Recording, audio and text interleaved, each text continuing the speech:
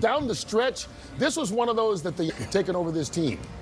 There was a lot to like about what he did today, and certainly that last drive sums up everything. Just took the throws that were there, and then ultimately the big play to Jennings, reading the blitz, getting it out of his hands in a big play. I was actually more impressed, by Gronk's jump out of that helicopter today. Was there an aircraft carrier nearby? That's really the one I wanted to see. Tom, that was 90 feet. He dropped 90 feet out of it. It's about 9 feet, man. I was actually just about to ask you, Tom, if you saw me do that, you know. So, yes, you did. But I want to ask you about... there was a very big splash. You wouldn't have been an Olympic diver at that point. That would have been like a 1.2 at the Olympics in Paris this last year. Hey, but that's all right. I got it done, man. It's never pretty, but I always get it done, and you know that for sure. But I got a question for you. What did you see from George Kittle on that touchdown? That was the big play of the game. How did he get open in corner of the end zone?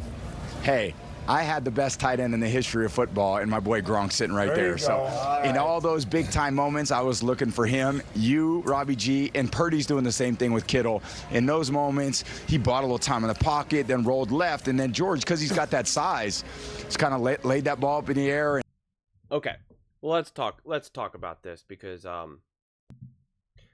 mean, I think this was an awesome game from Brock Purdy, right? 25 for 36, 353 yards, 9.8 yards per attempt, 2 touchdowns, and a 119 rating.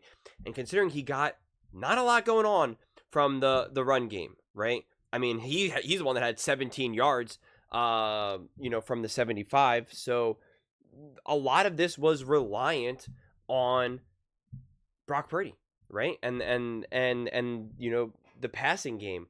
And here's the thing. Here's the reality from Brock Purdy and what's been asked of him this season.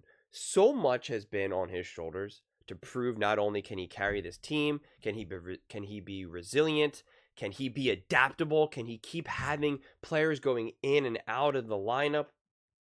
And it's just been wildly impressive. It's been really impressive, especially considering people have used all of these things against him to act as to why he's not actually as good. And that pass to Kittle, right? The way how he bought time in that throw. I mean, like that was insane. I mean, that was honestly extraordinary. And then to kind of, lead the team back in the final drive. I mean, these are all the things that people constantly tried to use against Brock Purdy, right? To essentially be like, he is not an Avenger. Everyone else is an Avenger. But when he does these things, how is he not proven to be finally considered an Avenger himself, right? I mean, like you just can't say he's not, right? I mean, we got to retire that narrative already, quite frankly. And listen, I'm not going to act like the Bucs are this great team. I was thinking that they should and would be able to beat the Buccaneers more convincingly than they did. Not to say that it was unconvincing necessarily.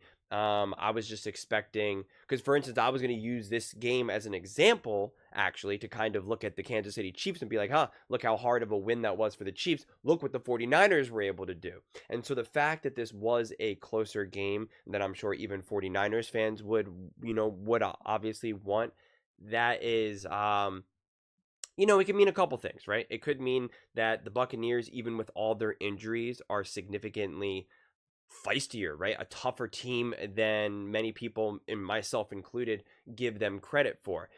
I believe that a little bit less because I see what the Ravens did to the Buccaneers, and it was just like the Bucs looked like a JV team against the Ravens, and even it's not like the Ravens have this insane defense, but their offense was able to do whatever they wanted to do.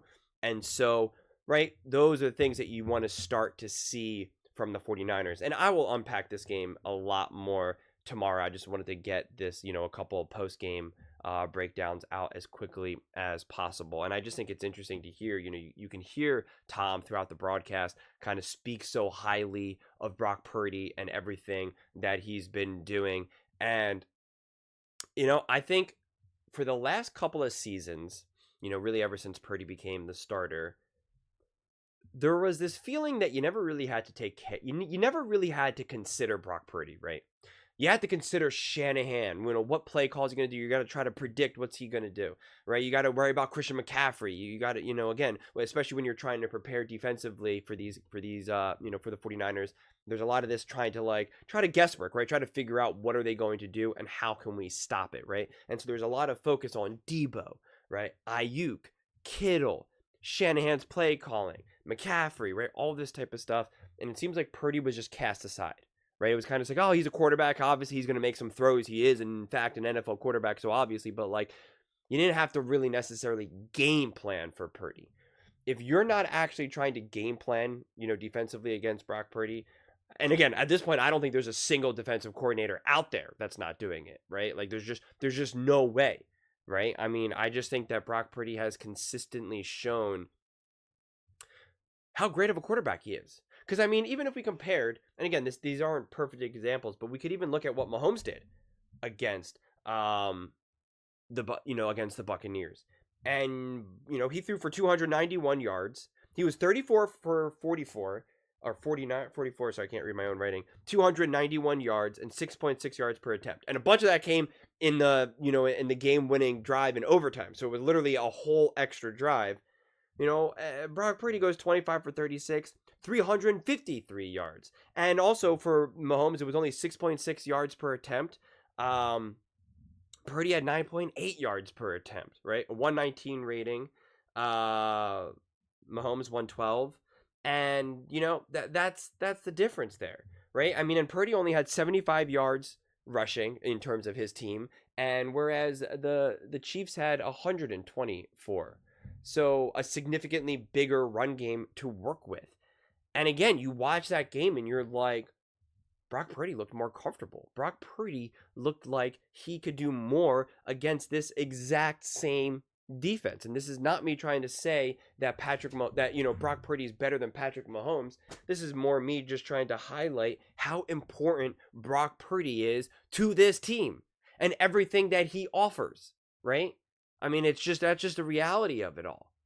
So, more than anything, and like I said, I will break down this game more deeply tomorrow and definitely talk about other plays and other players. But it's just the fact that even in this post game, right, they specifically are asking Tom Brady about Brock Purdy, right? They're specifically saying, even the title says the NFC should fear Brock Purdy, right? According to Tom Brady.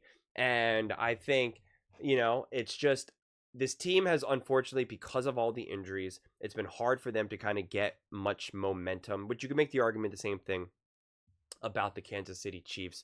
But obviously, having the resume and the length of time that Mahomes and Reed and Kelsey and Spags, right, you're going to give them the leg up in being able to overcome any of those types of things. Brock Purdy is still obviously a young quarterback.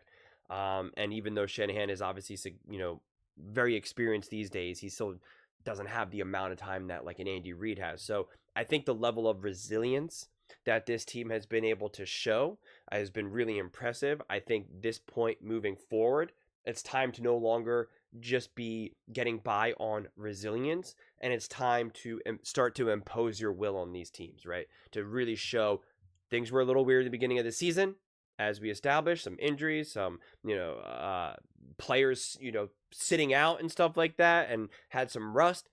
Now it's time. Now it's time to turn the corner, to prove and let everyone know we are still a true bona fide top team in the NFL. We are not hanging on by a thread. We belong. That when you say these are the top 3-4 teams that can win the Super Bowl, you better name us, the 49ers, in there. And it's going to have to start now. Right, I was expecting it to start today by beating the Bucs again more convincingly than they did. They didn't, but I also thought that they weren't going to rely too heavily on Christian McCaffrey, and they didn't. But I think I underestimated how when you're trying to get Christian McCaffrey involved in the game, but you're not going to rely on him as you would if this was a normal week 4 and he's been playing throughout this whole time. I underestimated how that would impact the overall flow of the game, and in some ways you would almost have been better technically not even having Christian McCaffrey in there and just realizing, okay, we don't have to manage this extra variable of trying to incorporate Christian McCaffrey, because it is another variable that there is no perfect science to it, right? There is no perfect science of hey, we have this force freak of nature in Christian McCaffrey. He's been injured. He hasn't played. He's out of rhythm now with every other player who's been playing. We got to incorporate him. We got to be smart and strategic. He's got to shake off rust. He's got to get his conditioning right. There's just a lot of variables that it's really hard. And it will technically hold your team back ever so slightly and sometimes significantly. And I think I underestimated that impact. I'm a little bad at myself for that one, quite frankly, because I should have known better. But to me, that was also one of the takeaways. But again, nothing that you have to lose sleep over, because it just is what it is. It's to be expected. So all in all, though, good game. An important win, obviously, for the 49ers. And I think, another tough game, another tough win like this actually ends up being a good thing rather than a bad thing, because this team has proved not to be resilient in certain key moments of games, right? Whether it be the Rams or the Cards, whatever it may be. So for them now to come out on top in this moment is important for them to prove that they can do it, to use that moving forward, to use that if they are in the playoffs and a moment like this arises. They just have a deeper sense of, trust and faith in what they can accomplish. But those are just my thoughts. I'd absolutely love to hear yours. What do you guys all think about Brock Purdy leading the 49ers to victory over the Buccaneers? Let me know in the comments below. I read every single comment, so whether you agree with me or disagree with me, either way, let's get in some discussions, let's get in some fights, but ultimately, let's just have some fun. And please do consider subscribing. We're building an amazing community here, and I'd absolutely love to see you part of it. I want to build something that we all genuinely feel connected to, something that we're really excited to be part of. I think we're on our way to doing it. And please don't forget to give this video a thumbs up, as it really does help with the visibility and the algorithm. Thank you so much, and see you next time.